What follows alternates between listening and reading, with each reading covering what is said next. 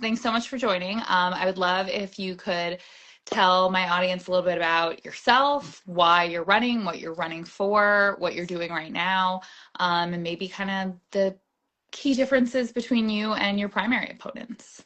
Liz, that was a lot of questions. It's all right. We can break them down. Okay, let's start here. Sorry, I'm going to crank you up because I'm having Okay, there you are.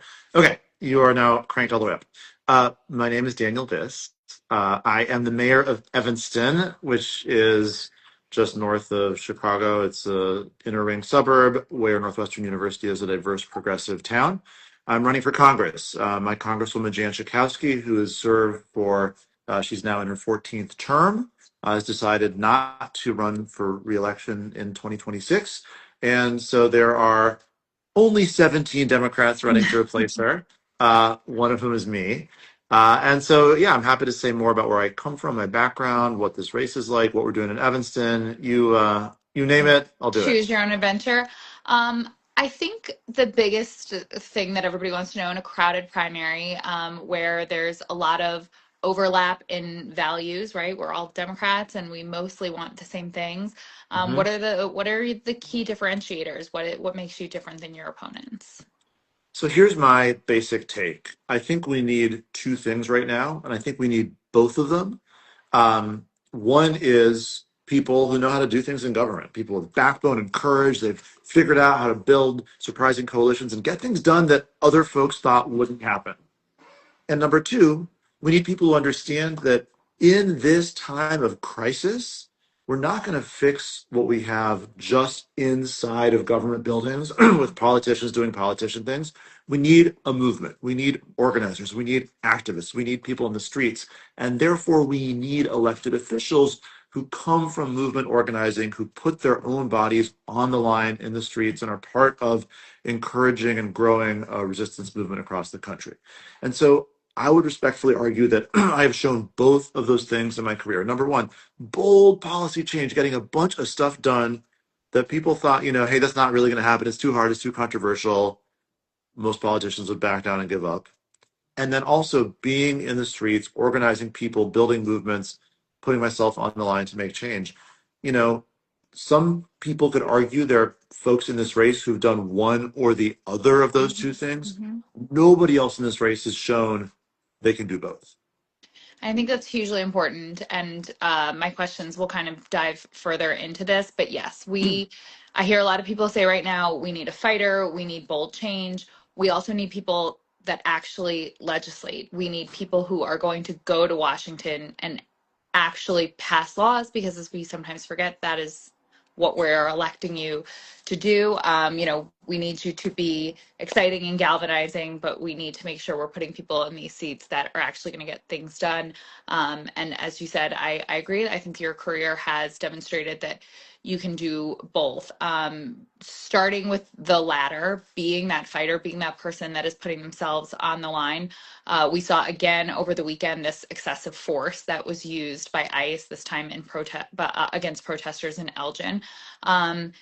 You were recently on Rachel Maddow's show, and when she was talking about the efforts that you've been a part of and helped lead, she coined the term the Evanston playbook.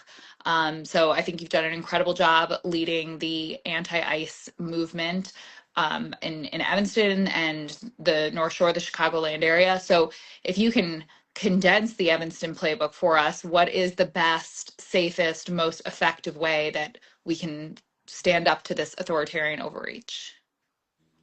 Um, well, I'm not great at concise lists. I'm going to do my best. I'm going to try my best. But look, what we endured here, it's sick.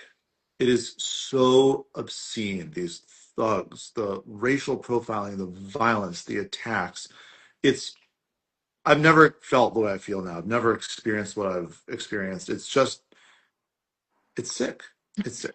So we did everything we could. We tried to act on the fly, be as creative as we could, and be as aggressive as we could. And so I'm going to talk about kind of two different strands that we followed because each one is important. First, the government did everything we could do as a government. So what does that mean? That means passing a strong welcoming city ordinance that among other things protects data. Why is that important? Because we had license plate reader cameras that Mhm. there are taking pictures of license plates as cars drive into Evanston. Well, it turned out the vendor was not trustworthy to avoid sharing that data Wow. with federal immigration enforcement. So we physically took down the cameras. And then you Wow. know what the vendor did? They put them back up against our will. Wow. They literally reinstalled them against our will. Why? Because they're not even really a public safety company. They're a data mining company, Mm. right? And Yeah. so they just want to be gathering the data. So we actually had to climb up on the poles and cover the cameras with bags Wow. so they wouldn't be surveilling our residents. Wow. That's number one. Number two, created ICE-free zones so ICE can't come to like our police station or our parking lots and stage for their operations. Hmm. Number three, and this is the hard part, we said that, listen, if you're going to come into our town and assault our residents or abduct our residents and someone calls 911, we're going to treat that like we would any other situation. So we send a police supervisor on the scene. They get information. Actually, when the most kind of violent situation happened here on Halloween, ICE basically forced a car accident by Hmm. jamming on the brakes intentionally to kind of trick someone into rear-ending them, and they started beating folks up. Well, we said, hey, it's a car accident. So we did a regular accident report like they were not federal immigration officials. And so we got their driver's license and their call Hmm. sign. And so now their names are in the newspaper, which if you think about the fact that these guys all over the country are totally anonymous, no name, no badge number, they're masked, to have their identities now public, that's step one to accountability. That's a pretty big deal. But then the other thing we've done is just work with folks. So we've held Know Your Rights trainings in City Hall on multiple occasions. We've printed signs for businesses to put in their windows, both saying that ICE isn't welcome and also saying what people's rights are. We have Know Your Rights information in many different languages distributed at every city facility and community center and stuff like that. But here's the most important part of all, which is not us as a government, right? We are cheerleaders and partners here. We're not the main actor. There's this rapid response network of volunteers who just self-organized.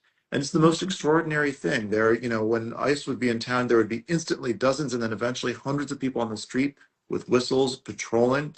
When it was time for school to get out, there would be hundreds and hundreds of folks making sure that kids could make it home safely. There's videotaping to hold ICE accountable and create documentation for when the accountability and the trials are become a possibility. And what I Hmm. have to tell you is that actually worked, right? So like it Yeah. feels horrible to Hmm. be doing all this stuff and it doesn't work 100% of the time. And so some people are still abducted. Yeah. But what you have to know is it saved a lot of people. It slows them down. It gets in their way. When there's a big commotion and noise and whistles blowing and horns honking, they don't like that and they try to avoid it. And every time they're like, oof, I got busted. I'm going to spend a half hour finding someone somewhere else to go. Yeah. That's a half hour. They're not jumping landscapers who are just doing their job while having brown skin. And so Right. the community reaction in Evanston was one of the most inspiring things I've ever seen. And we as a government, we're cheerleaders. We're supporting that. I'm encouraging people to join it. We're providing financial support for the mutual aid work so that people have food to eat even in these tricky circumstances. We're just doing everything we can to be kind of arm in arm with the folks who are really leading this on the ground resistance. Yeah. It's been incredible to see. And I I am concerned about I don't think this administration counted on the everyday people organizing and putting themselves unmasked out there using their platforms, their names, their like just putting themselves at risk physically and potentially in other ways. So Mm-hmm, um mm-hmm, can mm-hmm. you talk about the concern that people have that this administration will be heavy-handed with its definition of impeding? Now, it's well within anybody's right to document law enforcement, to protest. But if I post a video of myself having a conversation, or I post a video of somebody else having a conversation or an interaction with an ICE agent, could they just manipulate that in any way and say that, that this is impeding and use that against people? Um, my basic principle here is be really careful, Yeah. right? These guys are not reasonable. They are not honest. They are not on the level.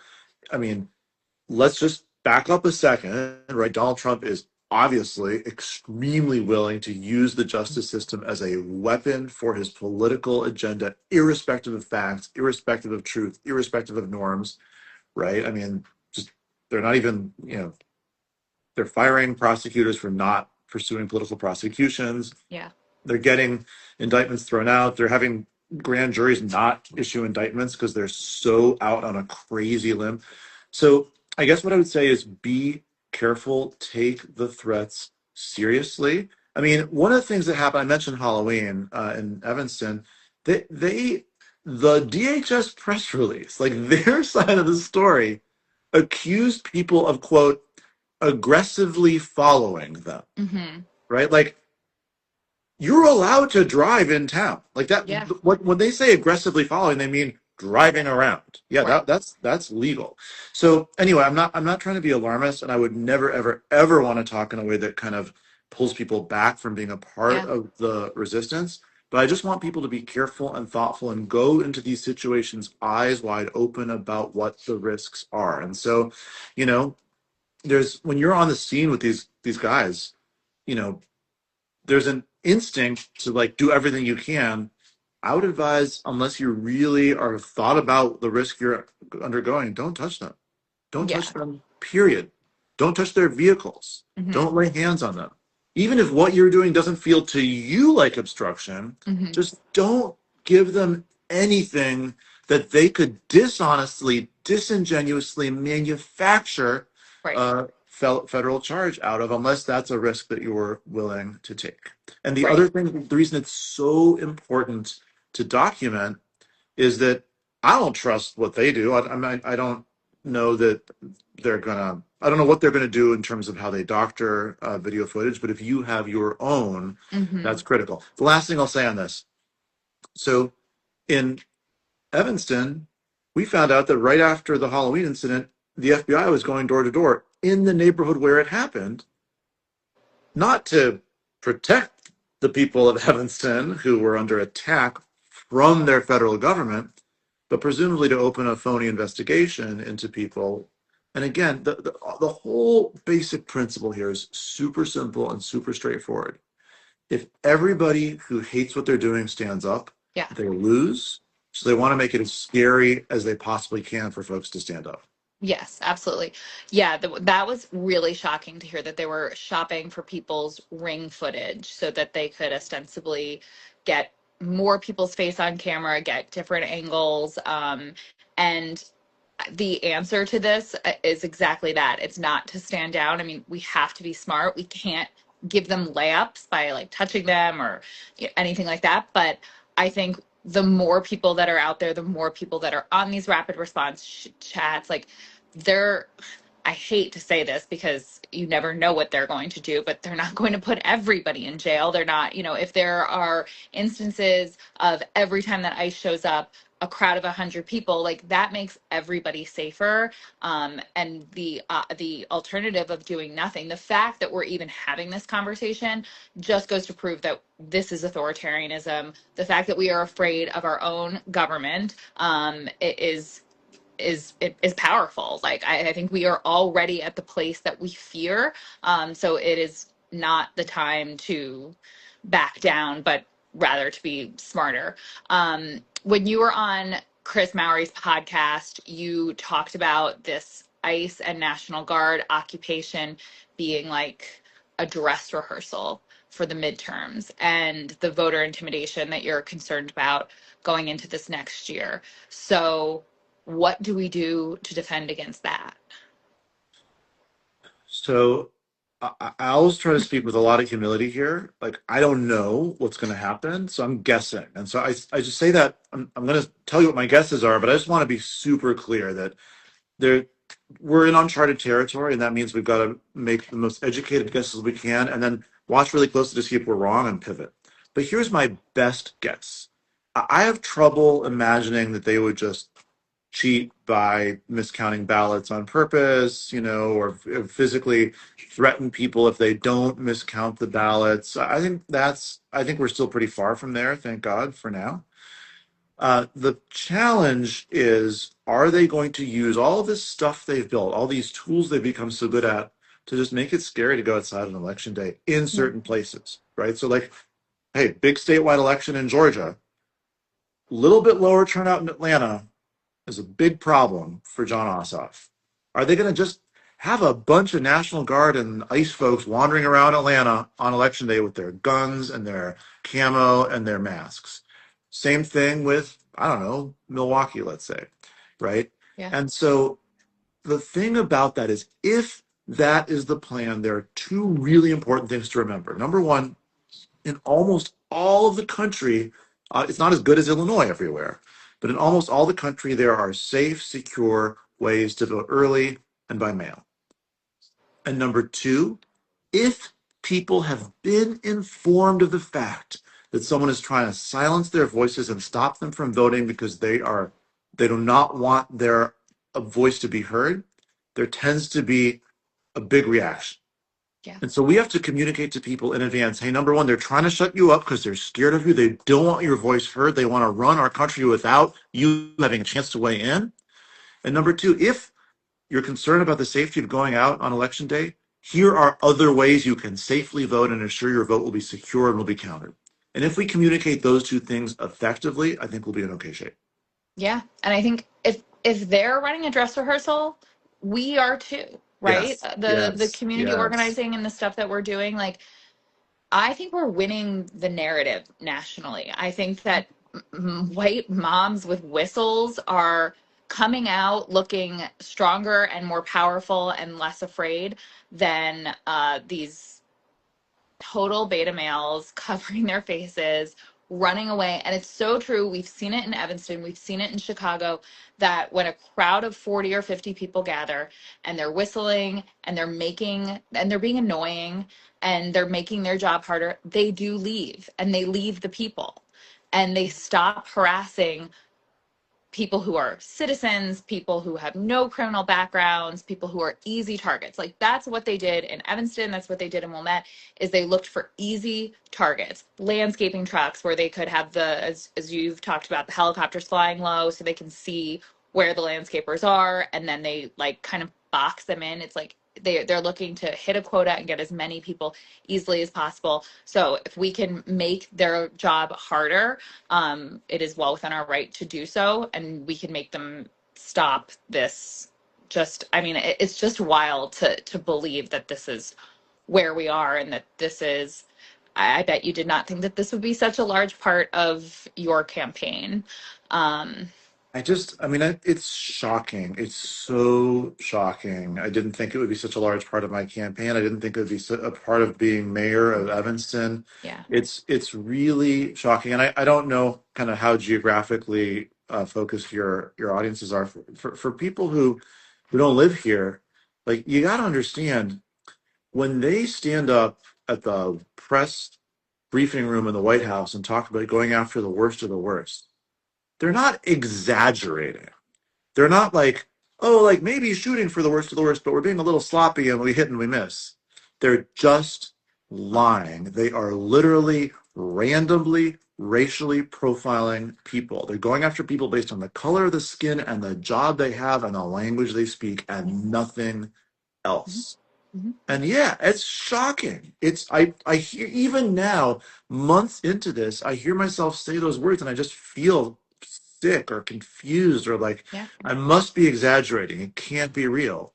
But yeah. this is exactly what they're doing. And their own statistics on the DHS website shows in Chicago it was over 90% of the people had no criminal background, and then it's about 86% of the people that they have taken have no criminal background. These are their own statistics. And how do they get these people? It's not like we had this name and we were going for this person and whoops, it was the wrong person. No, it's the tactic. It's by design. So assuming that Trump doesn't have you oh wait, I have one more question on ICE, and then we're going to dive into a little bit more about your policy in this campaign. But there was recently this leaked memo from Pam Bondi ordering the DOJ to compile a list of groups or entities that have extreme views opposing law enforcement or immigration enforcement. Um, do you think that this is a real thing? Is this something people should be concerned about? And given your success in standing up to ICE and how public that was, and given how well you're doing in this race, are you concerned about being targeted by this administration? Yeah, I mean, it's really hard to tell, right? Because they put out statements about we're going to go after anybody who's a mayor of a sanctuary city or a governor of a Mhm. sanctuary state, and they put out tough talking tweets about how Davy Pritzker should be in jail, and then they're Mhm. talking about hanging the members of Congress who put Yeah. out that, like, they say insane things Yeah. all the time that in a normal world wouldn't be said. In a like 5% normal world would be kind of bluster. Yeah. But then they also do insane things. Like they basically continually are trying to indict the Attorney General of New York State because they Yeah. don't like her, right? Um, so, or they, put handcuffs on Jesse Fuentes, a city council member in the city of Chicago. Yeah. So I don't know. And I think about it a lot. And I'll be honest with you. I said this in Chris's podcast. I having a different collection of conversations with my kids and my wife and my mom than I've ever Mm. had before. Wow. And if I'm going to answer the question super directly, am I scared? Yeah, I am. And I say that on purpose because I feel like some of the rhetoric out there is like, we can't be scared. And it's like, that's a human reaction. Yeah. If your assignment is don't be scared or don't fight, you're going to wind up not fighting because Mhm. fear is a natural human reaction to what we're exposed to. And I'm not going to pretend to you that I'm immune to it. I don't think I can control whether I'm scared. I think I can control how I react to the fear. And I'm not trying to be reckless, but I'm also not giving up. And I'm never going to stop fighting. I'm not going to be intimidated. I agree. I think it's kind of a privilege right now to be at this moment in time. Like for whatever accident of birth, we were put on the earth at this time to fight this fight. And I don't think it's anything that even 5 years ago anybody thought they would be doing.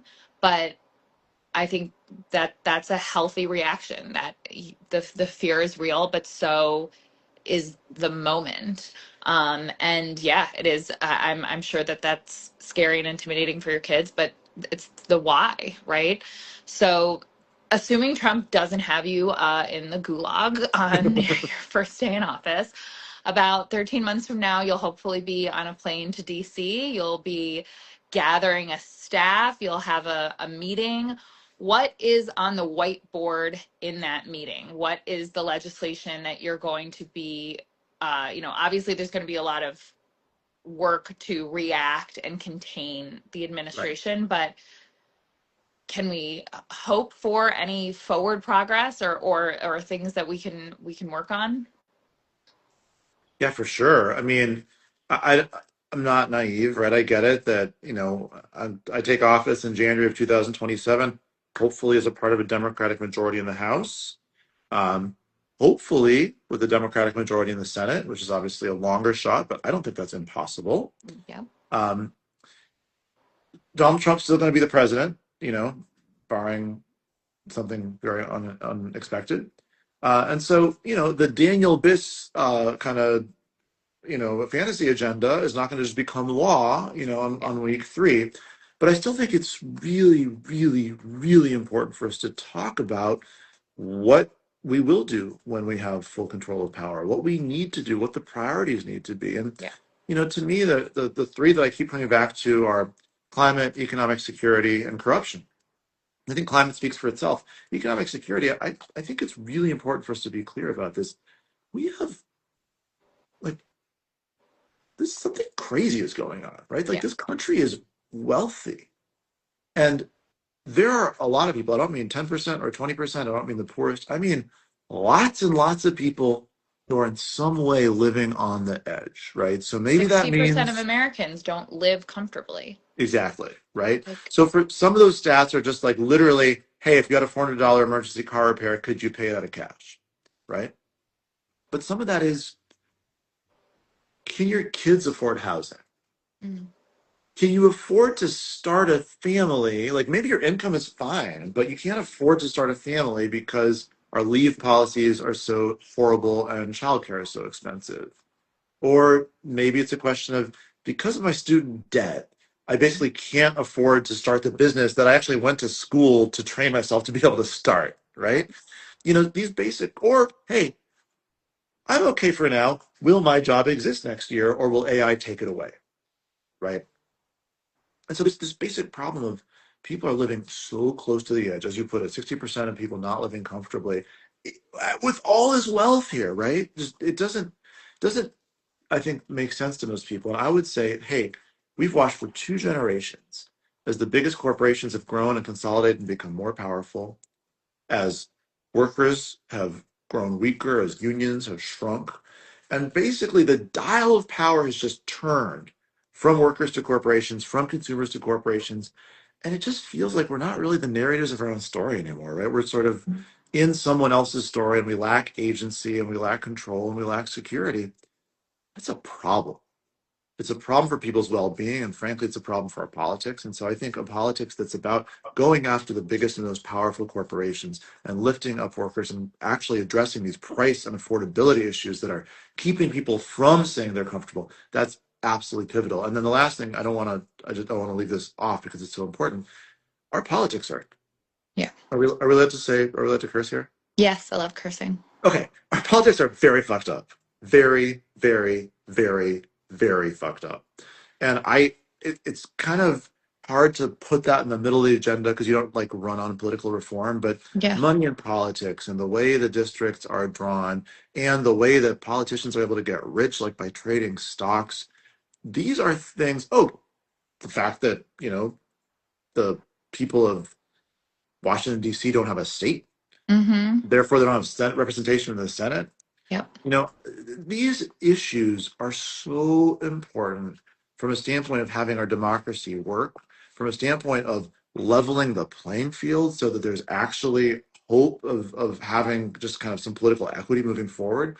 And I Yep. think it's a real mistake if Democrats don't include that in the kind of initial list of things to do, because if you take power and don't do that and allow the playing field to still be completely tilted against you, then you're going to lose power in 5 minutes and they're going to undo everything you did. Yep. Yeah. By the way, Absolutely. I'm not even saying we should tilt the playing field in our direction. I just want a level playing field. If we have a level playing field with fair rules, I think our ideas will do just fine. Yes, absolutely.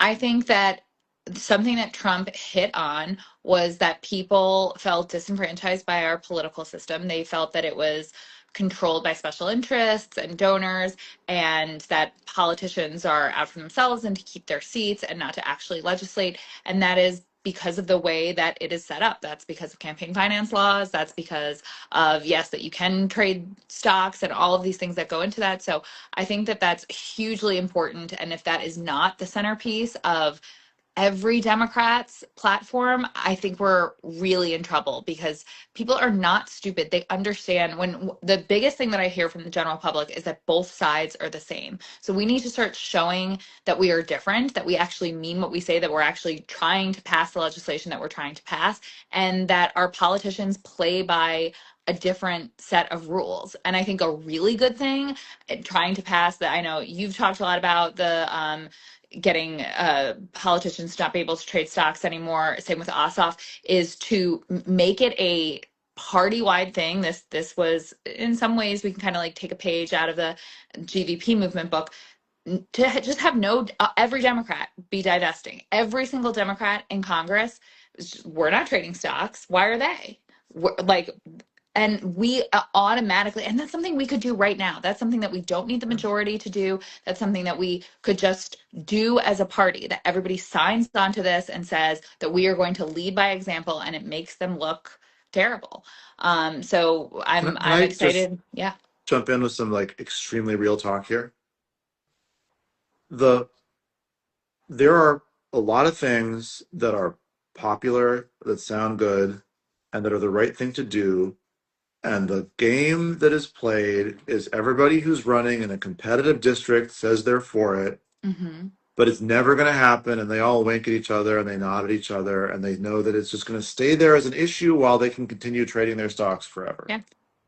Um, People, as you said, are not stupid. People smell that a million miles away. Yeah. If all the politicians who said they thought that people shouldn't get rich by being politicians and trading on the secrets that they learned in those classified briefings actually acted on what they said, we'd solve this problem. Right. But as you say, if Democrats are willing to not just kind of, like check the box, but actually really do it, stand up for it, fight for it, act on it, people will start to trust us again. Yeah. People will I start agree. to trust us again. Absolutely. So kind of shifting gears to something that I know is important to a lot of members of my audience. I started as a creator after the Uvalde shooting. I helped organize an influencer campaign for the Bipartisan Safer Communities Act. And I know that GVP legislation is something that's kind of hugely important to a lot of people in this district, something that, in this safe blue seat, something that I think that, again, people forget is that at some point we will have power back. We will have hopefully the majority back in both houses. In 28, we could have the presidency back, and we could start to do things again. I've heard you describe the people in this district as world changers, and that really resonated with me because I think there are a lot of advocates in your district that are ready to get going again and pass universal background checks, reestablish the Office of Gun Violence Prevention. When we do that, can we count on you to fight with us? May my ancestors in mathematics have mercy on my soul when I say, Liz, 50 billion%. Yes, yes, yes, yes. This is insanity. The way we live in this country, the fear that we live under, it's insanity. It's wrong. It's unnecessary. We act, not you, but Yeah. so many of us in this country act as though, wow, what a bummer that there's so much death and carnage and fear as a result of gun violence. Too bad it's inevitable. When no other country of a similar kind of economic profile to us has anything remotely like this. This is a choice that we have Yeah. made, and it is time for us to make a different choice. And I get it. I understand this has been a tough political issue for a long time.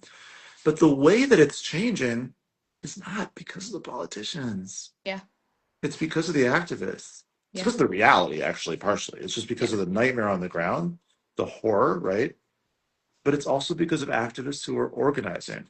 And I think what you deserve to hear is that you are going to have someone working directly and closely with you as an elected official slash organizer, right? Yeah. Who's in the legislature doing all this stuff, and then also acting kind of as a translator, right? Bringing you back behind the curtain, saying, here's what the press releases say, but also here's the secret problem you might have not known about. Yeah. Let's figure out together how to solve that problem. Hey, here's a particular legislator who maybe is not fighting as hard on this as they could. Can we work together to find 25 people in their district to push really hard? Hmm. Hmm. I Hmm. I am I am passionate about this. I'm excited to work closely with you. And I love the way you frame up the question. Our district, we are world changers. There are organizers and activists, people like you who just stood up and started a thing that then became powerful. There are people who run nonprofits. There are people who write policy. There are scholars. There are people who have unbelievable skills and passion and dedication. And to just send a member of Congress to vote the right way and come back home and say, look at me, I voted the right way is Yeah. such an underutilization of all of that passion and talent. Yes, I agree. I think when I think about this seat and who we are going to send, I would encourage everybody who's voting in this election who is active in politics to really think who is the best person to actually go to Washington and pass legislation. And again, I know that it's 26 and we don't have power, and I think that there's a lot of people that feel discouraged and disenfranchised. Bills take years. Movements and change take years, if not decades. And we need to start now. When I first started working on the Bipartisan Safer Communities Act, that was kind of the first piece of like federal legislation that I was involved in. I learned that that had been in the works since Trump was president the first time. And if the advocates and the politicians had just said, well, we're, Trump's president, we can't do anything. No, you have to, like, this is the time. This is the time to be doing that. Thank God we had legislatures with foresight. So when that moment hit of Uvalde, they were ready to go with pieces of legislation that worked in the moment. And we deserve from this area, we deserve for this to be because the seat has been a legislative powerhouse. And as I said, this people forget that is the number one job of politicians is to go to Washington and pass laws. So that is how I'm approaching this race. I'm looking at each candidate and I'm saying who, because they will probably have this seat for several cycles. This seat has been blue since the 40s, so it's will be yours as long as you will have it. Will want to have it. Who is going to in that time pass as many bills as they possibly can? Not think about fundraising, not think about their own career, not think about their next move, not think about weigh every decision and what are the political implications. Just sit there and think, how many bills can I pass for the people of Illinois? And it seems like you are voracious in passing bills. Well, thank you. I want to just highlight a couple things from what you just said. Um, One, just to give you the kind of sad, pessimistic, or the negative version of it. Look at Project 2025. Yeah. Right? It's another example. If the people who are out of power are like preparing and preparing and strategizing and thinking and building so that they're in a 3-point stance, and the second the starting goes off, they start sprinting, they can do a lot. And Yeah. unfortunately, we're seeing the negative example of that. And then the other thing I want to say that you just like putting just highlighting what you said at the very end, dude, politicians are so overly cautious. There is so much risk aversion. There is so much, I wish I could, but this person or that person will yell at me. There's so much, you know, maybe next year, or if not that, the year after that, or like just one more election, I'll be more, I'll be safer. Just do the thing that you know is right. Don't Yep. spend so much time obsessing about which maneuvering is going to keep you safest if you're not willing to lose your job in politics to do what's important for the people you represent. You never should have gotten it. You don't deserve it. I 1,000% agree. There are many legislators whose office I sat in who, maybe some of them are in this race, who said those exact words. Maybe later, not a good time, not great, okay, and aren't willing to lead with their values and lead with their heart. And when you do that, by the way, there are consequences. So that's a good segue, especially since you said 3-point stance, which is a football metaphor. I was like, 3-point stance. Okay, I know what that is. It's fine. So I'm let's, not exactly like the number one sports metaphors person in America. So it was an yeah, yeah. unusual segue opportunity for you. So yeah, that was a good one. Teed it right up. Another sports metaphor. Let's talk about the Northwestern Stadium. This was a controversial issue in Evanston, whether Northwestern should be allowed to demolish their existing stadium, build a new one, and have that stadium hold concerts in the summer, 6 concerts a year. There was a lot of pushback on your and other, remember you were not the sole decision maker, but you voted in favor of it. So what went into your decision to vote yes on that, and what is your kind of philosophy regarding the pushback you've received? Yeah. Yeah, thank you. And just for folks who don't track Evanston municipal government land use policies, not only did I vote, but I usually don't vote. We have a 9-member city council, and I only vote to break ties. And so there was a member of city council who had to recuse himself. So there were 8 folks left, and then it was Wow. 4-4, and then I broke the tie. And so it was kind of like a high profile moment for me because I'm not voting all the time, but I voted here to break the tie. And so people had a lot of feelings about it. So let me first talk about the issue. I'll answer exactly as you asked. I'll talk about the issue. I'll talk about why I made the decision I made and what it says about my philosophy. of governing. So, you mentioned, Northwestern University is in Evanston. Its football stadium is in Evanston. Has been where it is for literally 100 years. Although I have to say, it is there, and also it is really the middle of a residential neighborhood. Hmm. The stadium was a wreck, falling apart. They needed to replace it. I think most people would not argue with that. What the university wanted to do, with a massive donation from a particular uh, donor, was to build basically a state of the art, beautiful new stadium. It would be where the current stadium is. It would actually have about 5,000 fewer seats. So sold out game days would be less disruptive, not more Hmm. disruptive, because there'd be fewer people wandering around the neighborhood. By the time we got to the end of the negotiation, they'd offered us a tremendous amount of money, which actually, you know, private, wealthy universities in small towns, it's a really controversial issue because they usually don't pay property taxes, but they've got Hmm. all this money. And many private universities like Yale and Brown and others, they cut deals. They're called pilots, payments in lieu of taxes, where because they don't pay property taxes, they give the town something meaningful. Yeah. And Northwestern had historically been very resistant to giving Evanston any money. And then when they finally started doing it, they gave us $1 million a year, basically since like 2010, which when you compare to, say, you know, Brown. It's quite a Yeah. lot less than Brown gives Providence, Mm. Rhode Island. So people kind of had a bad feeling about this. Okay, so they Yeah. wanted to rebuild the stadium where it was, a little smaller, and then give us a pretty significant amount of money. But instead of having us at the very back of the pack, would have us kind of in the middle of the pack and ahead of many towns in terms of how much we get from our college. By the way, the community would also have access to the stadium, be able to use it for community events, which would be really nice. So all this is great. The catch is they insisted on being able to have some concerts. They initially wanted 15 concerts. Most of us felt that was too many, too disruptive for the neighborhood. We negotiated them down to 6. And so the question was, in exchange for all this good stuff, beautiful new state-of-the-art stadium, lots of money for the city over the course of 15 years, by the way, so not just a one-time amount, and community ability to use the stadium, plus lots of jobs and job training for Evanston youth.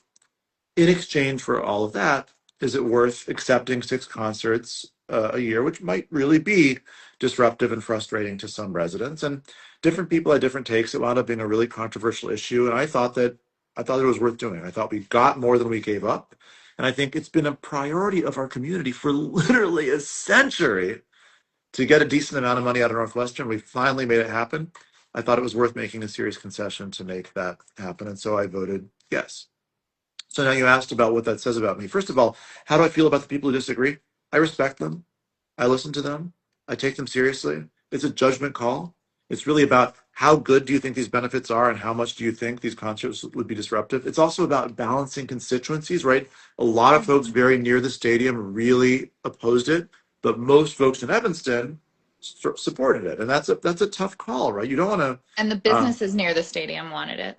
The business wanted it very badly, right? It's people coming into town to shop in our businesses, lift up local businesses in a post-pandemic era where our businesses are Hmm. really struggling. Yep. So it's just about balancing all these different things, and I totally respect folks who disagree with me, and that's just life. But what I will say is, in a situation where you've got a tough call. Some folks will be mad if you say no and don't change anything. Other folks will be mad if you say yes and do change something. Most politicians just say no. It's safer and easier and more cautious to just say no. Yeah, the people who wanted it will be kind of pissed off, but people who feel like they're losing something they already have are always madder than Right. people who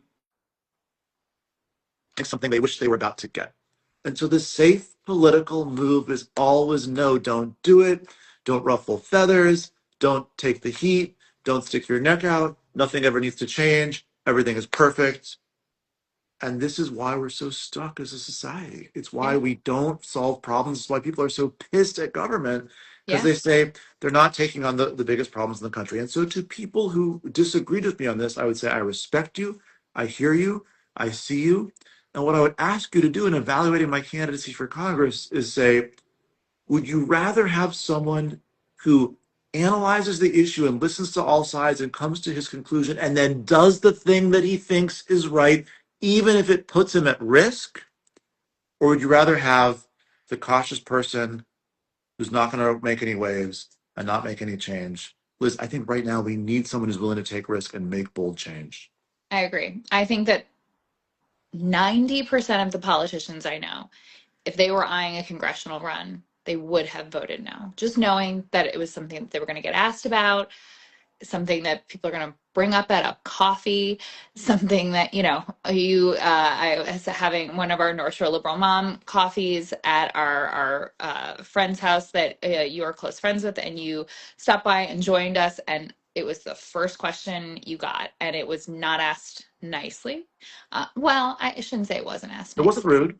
It It wasn't. wasn't rude. It It wasn't was an intense inappropriate. question. She asked why you screwed over the people of Wilmette. So 90% of politicians would not want to sit in a living room and have somebody frame a political issue. Now we've talked about it, and I think that most people, after hearing that response, understand the issue and probably agree with you. But most politicians would not want to sit in a room, in a living room, and have that be asked. They would not want to have that. And I think, so you were in the Illinois General Assembly in the Madigan era. I think you were a little, talk about what that was like and why that has made you want to do things.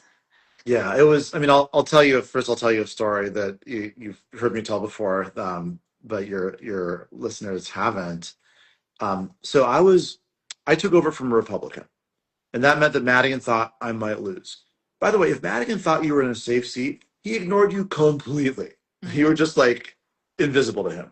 Yeah. But if he thought you might lose, he tried to micromanage everything. He was always in your business, Yeah. trying to control how you voted, trying to control what you did with your time, trying to control how you spoke and who you met with, because he felt like he knew better than you how to get you reelected in your district. So I was clashing with him all the time about this, and I have lots of fun stories about it. But I want to tell you one story in particular that I think really speaks to this issue. There was a staffer who would show up at my office every morning how they wanted me to vote. A list of bills and how they recommended I voted on those bills. Not trying to get me to vote for bills that Madigan wanted to pass or vote against bills that Madigan wanted to kill. Just vote the way that they thought was safer for me to get me reelected as easily as possible. It was the don't make any waves instruction list. And I fought with them about whether to follow those instructions all the time. Don't worry. But the thing that is so interesting is every day those instructions said the same thing. Day in, day out, for month after month after month, they just said vote no, vote no, vote no, vote no, vote no, vote no, vote no, vote no, vote no. And the reason is if you vote no on a bill, you can tell one person you voted no because it went too far. You can tell another person you voted no because it didn't go far enough. You can tell another person, hey, there's this paragraph on page 76 I really didn't like. You can tell another person, I've got a better version myself. Mm. But if you vote yes, you're kind of owning all of it. And so it's always safer if you're worried about your political career, vote no, vote no, vote no. And we have watched as our politicians have voted no, have avoided voting at all, have ducked the tough issues, have not ruffled feathers, have not made waves, and look around. Look at the country. Look what we're left with. We can't have that anymore. We need people willing to take risk and do the right thing. I 1,000% agree. And I find that a very inspiring, unpolitical take that we need more of. To end, if you have time for one more question, Yeah, of course. I wanted to, staying in the Northwestern vein, can you give us like a summary of what is going on vis-a-vis Northwestern and Trump, how you feel about it, what we need at this moment, and like I think a lot of people are also confused. They saw, oh, Northwestern's capitulating to Trump. Like, how is he extorting universities? Why? And what do we do about this? Okay. Well, I'll start with why. He's extorting universities because that's what he does. He sees organizations as being his enemy, whether they're academia or labor unions or Democrats or nonprofit organizations that would hold him accountable. And he extorts them using the power of the government in ways that is non traditional, not ethical, And not all was legal, by the way. And, Yeah. we saw this with Jimmy Kimmel, right? We saw it with the law firms, we see it all over the place. So that's why. What he's done is to withhold an absolute ocean of money, $790 million of research money. The nominal excuse was that he was mad about Northwestern, in his opinion, not fighting anti-Semitism effectively enough. Which, like, hold on, which administration has the neo-Nazis in it? Right? Which vice president went to Germany to lecture the Germans about how they should be nicer to neo-Nazis? Mm-hmm. And they're worried about Right. anti-Semitism? Hypocrites. As a Jewish person, I find it so offensive, by the way. Yeah. So offensive. They're claiming to try to make me safer Right. by cutting medical research funding. You're gonna help the Jews by not curing cancer? It's Anyway, such a sorry. political, It's like such a political bullshit. pawn. Yeah. Yeah. So they withheld this incredible amount of money from Northwestern, um, and have in other ways just been like pressuring them and pressuring them and pressuring them. And it was an impossible situation for Northwestern. I totally recognize that. And eventually Northwestern cut a deal, which I really regret. I really, really regret. I think it was not the right thing to do. By the way, it's just never the right thing to do with this guy, right? You Yeah. caving into Donald Trump has never worked for anybody. For Yeah. anybody. And it's not going to work for Northwestern either. But there's really some pretty bad components of the deal. There's, cessation of gender affirming care at their hospital, which is, I mean, we're going to deny children life saving medical care because we're going to also fabricate allegations of anti-Semitism. It's really Yeah. really nuts. And there's Definitely. it's going to be extra scrutiny of immigrants and any immigrant students and Wow. postdocs. Really kind of forcing the university to kind of prove things beyond the regular immigration process. There's parts that really troubled me. I actually wrote a letter to the Secretary of Education the other day demanding clarification because there's parts that are talking about collaboration with local police, and it's like, hey, who did anybody talk to the city over here? Right. Um, but fundamentally, the Trump administration is viewing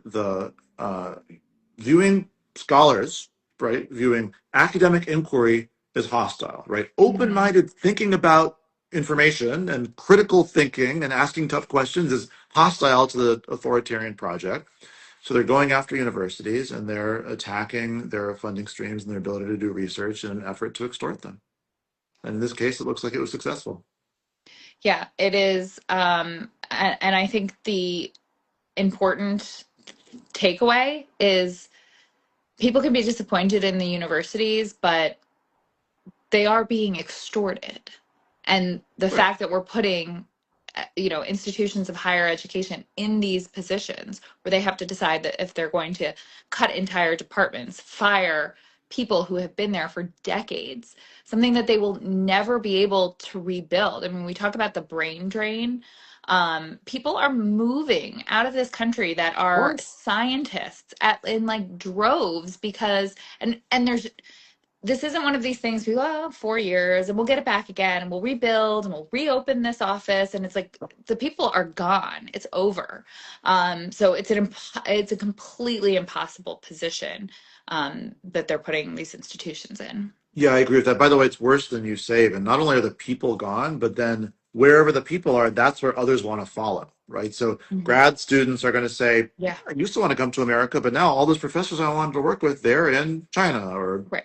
France or Yeah, India or Russia or what have you, right? And so the whole pipeline's being cut and they're just redirecting talent that would have come to America somewhere else. So that's just, I mean, what are you doing to the country's long-term vibrancy and prosperity? It's just yeah. And absurd. intelligence. I Yeah. mean, I think that one of the things that makes you a really compelling and interesting candidate is your background. You were a professor at a university, and the idea that America is great because of our education and the people that are deep and intelligent thinkers that solve big, intense problems like that is what makes us great. And I think the more people that we can have fighting to get us back to there. I mean, I think that a lot of people think, oh, America's a superpower because of our manufacturing and because of our financial system. We're great because we have really smart people, and sending those really smart people to DC is a way to keep that legacy and tradition going. Do you want to flex where you taught and went to school and all? I think it's impressive. Let's end with a resume. It's what makes people's hearts beat faster than a couple lines on a resume. So I had this completely weird background for a political candidate or elected official. I was a mathematics professor. I like fell in love with math as a 14, 15 year old, and that's what I did. So I went off to college to study math at Harvard and got my PhD at MIT. And then the reason I moved to Illinois, I moved to Chicago back in 2002 to join the mathematics faculty at the University of Chicago. And I thought that'd be my only job. I thought I was like, that's what I dreamed of doing. I felt so lucky, so fortunate to have that position. But I saw the country spinning out of control and just realized I wanted to stand up the way you have and make an impact. And I didn't know where that would lead me at first, but eventually I ran for office and feel like I've just been incredibly fortunate to have a chance to be in these fights and to Yeah. really put myself on the line to deliver. And I think part of what's nice about coming from not politics is like, I didn't look in the mirror when I was, 12 years old and imagine myself giving political speeches, right? Like this, I'm not doing this as like some sort of lifelong dream where I have to be in politics. It's my identity. And so I'm willing to give up the job to do the right thing. Yeah. If doing the right thing is going to get me unelected, I'll do it. It's fine, and I'll go on and do something else in my life. And I feel like what I love about this work is not having the title or having the job, but actually making the change and delivering results. And that's what I'm here for. I love to hear it. If people want to get involved in this campaign, how can they help? Thank you so much. So we would love to have involvement in any way possible. Our website is danielbiss.com. On pretty much every social platform, we're either Daniel Biss or Biss for Congress. You can also reach out to us via our website or via any of our social media. What do we need? Nothing big, just your money, your time, and your reputation. So we're obviously raising funds all the time. In this day and age, these campaigns have become more and more expensive. We need financial help. We have a great and robust volunteer operation. We would love to have folks engaged in that. And we're asking people, and Liz, you've been obviously a great advocate and teacher on this front. We're asking people to communicate digitally as well, right? To use the platforms they have and the reputations they've established as trusted sources to say, hey, I met this guy, or I've listened to this guy, or I've talked with this guy, or I've shared ideas with him and gotten a response that I found really. We want folks to hear from people they know and trust and respect what they think about this race, and we're asking folks to do that as well. Yeah, absolutely. I think that's like the biggest thing that anybody can give right now is their like their social capital and their reputation. So please learn about this race and all of these candidates and be vocal in what you believe.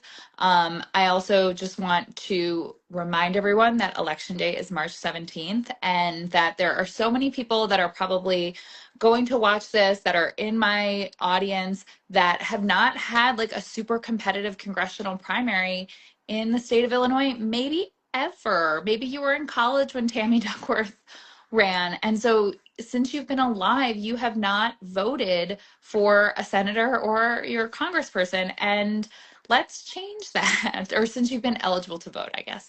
But this is tell everyone, tell the moms that pick up, tell your book club, tell everyone that there is incredibly important primaries happening in Illinois. Almost every congressional district has an open primary, at least the ones in the Chicagoland area. We have a Senate seat up. This is a hugely important time to be involved in our political system. competitive primaries are a good thing. I'm sure you saw the news out of Texas yesterday, and people are like, oh, there are these two great people running. Isn't that terrible? No, that's a good thing. Competitive primaries, noise, people talking about Democratic primaries, oh my God, is such a good thing. Like, we need as many nerds as possible that are obsessed with Democratic primaries. We need more families. Do you know that my family, my mom made a rule on Thanksgiving that we weren't allowed to talk about the primary? I'm not kidding, because it is such like a hot topic in my house. All of the races, everybody has lots of opinions. We have opinions about congressional districts that we don't even live in, and my family. So it is an exciting time. Get excited by it. Talk to your friends and family about it. Talk to your friends and family about it so much that your mom makes a rule that you're not allowed to talk about it. And she still maintains that she didn't say that, but she kind of did. I love it. So thank you so much for joining and for answering all of my questions. Everybody make sure you're following Daniel and check out his website. And please be involved and get excited to participate in our democratic process in like 3 months, right? It's coming. 3 months, 1 week, and 1 day, but I'm definitely not counting. Who's counting? All right. Thank you so much, Liz, Daniel. thank Really you. This is appreciate your awesome. time. Really enjoyed the conversation. Thanks for everything you do. Thanks. Bye.